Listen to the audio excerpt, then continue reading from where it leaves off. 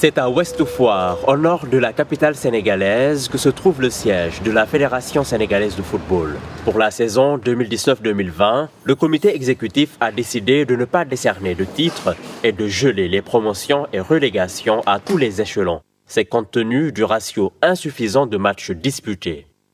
La principale raison, c'est la difficulté à appliquer le protocole médical qui demande de tester l'ensemble des joueurs, les personnes liées à l'organisation, à la sécurité. Les textes de la Ligue de football professionnel, les textes de la fédération, les règlements généraux annexes, il y a différents textes qui abordent cette question.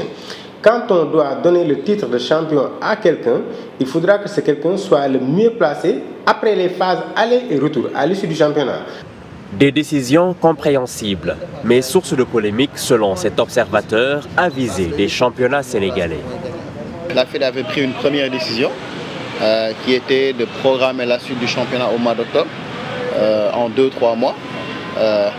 À l'époque, la décision avait créé une certaine polémique, mais je pense que c'était compréhensible parce qu'il y avait une réelle volonté de continuer le championnat.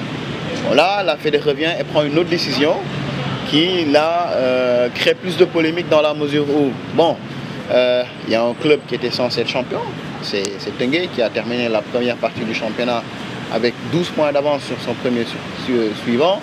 Dans un point de presse, les dirigeants de l'équipe Teungueth Football Club, premier au classement du championnat de football professionnel de Ligue 1, ont réagi à la décision de la fédération.